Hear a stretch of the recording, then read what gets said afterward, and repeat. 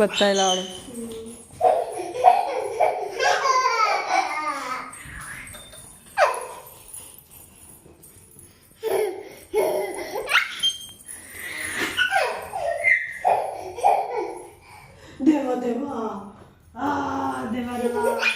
ನಮ್ಮ ಜೊತೆ ಆಡಲ್ಲ ಜ್ಞಾನು ಅಲ್ವಾ?